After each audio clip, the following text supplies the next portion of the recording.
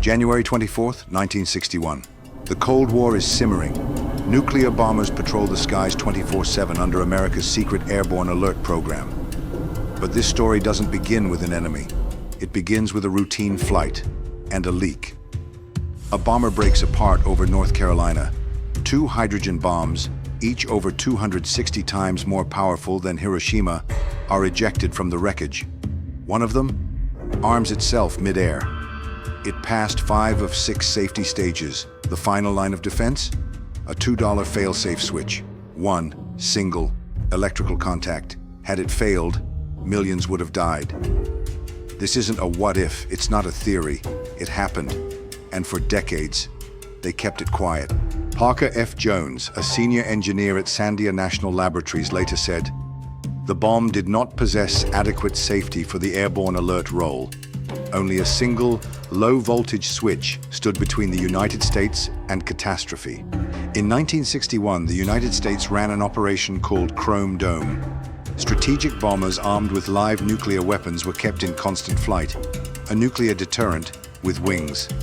On board one such B-52 Stratofortress were 2 Mark 39 hydrogen bombs, each capable of wiping out a major city. Mid-flight, a fuel leak began, a slow, unnoticed death sentence. The aircraft rapidly lost over 5,000 gallons. It became unstable.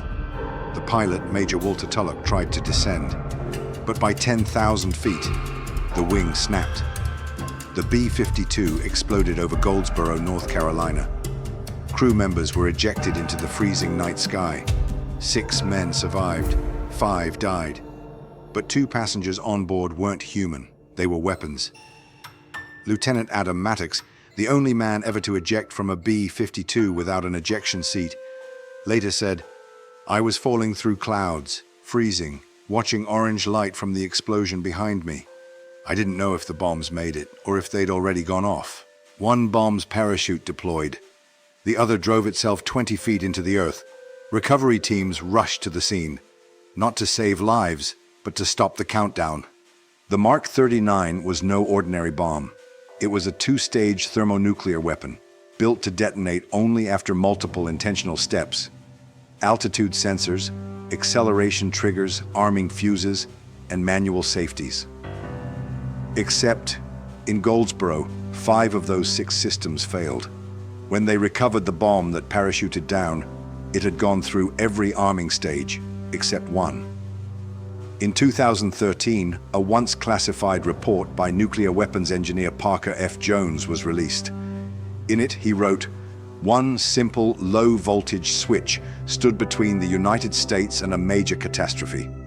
He titled the report, "Goldsboro Revisited," or "How I Learned to Mistrust the H-Bomb." This switch, a $2 component, was never designed to survive the kind of crash the B-52 endured. And yet, by dumb luck, it held. It was later confirmed. Had that single switch been set to arm instead of safe, there would have been a full-scale thermonuclear detonation. Casualty estimates?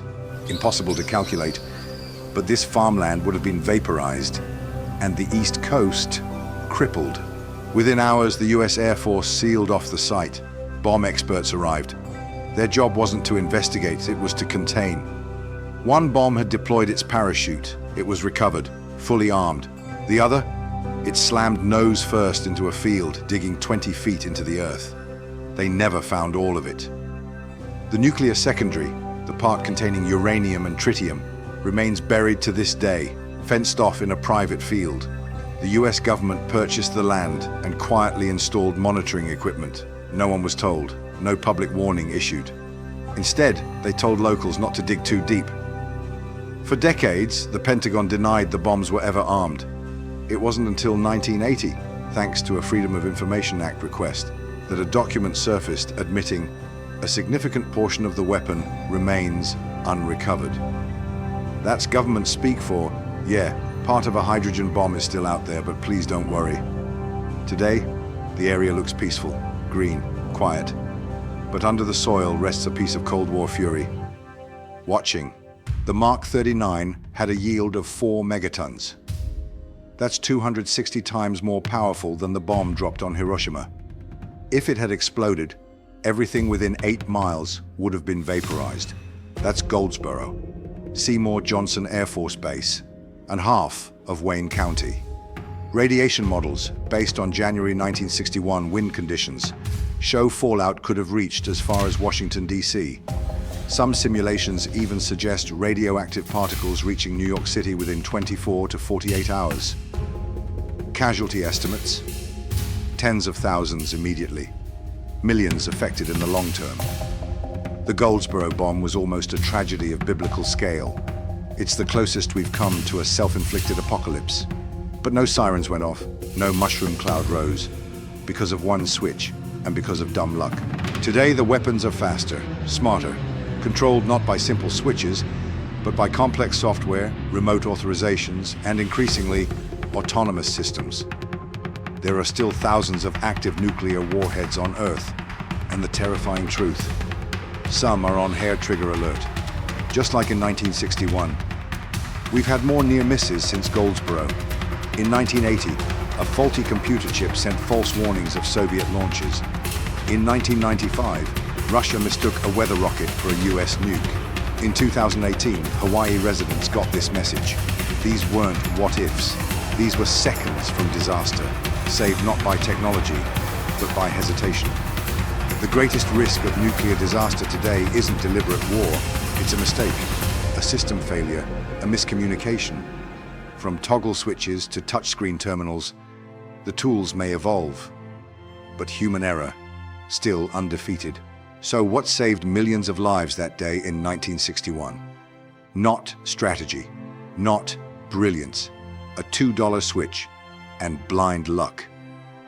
We didn't dodge the apocalypse because we were ready. We dodged it because something didn't fail yet. Meanwhile, you're probably heating leftovers, with tech descended from that same war machine. Strange, isn't it? The past never really dies, it just changes shape. If this story left you shaken, you haven't seen anything yet. Next time, we uncover the Indian rocket corps that predated NASA, the Cold War camera tech that created Instagram, and how a CIA spy satellite accidentally mapped climate change. Hit that like button, comment your thoughts below, and subscribe to the Time Navigator, where forgotten tech refuses to stay buried.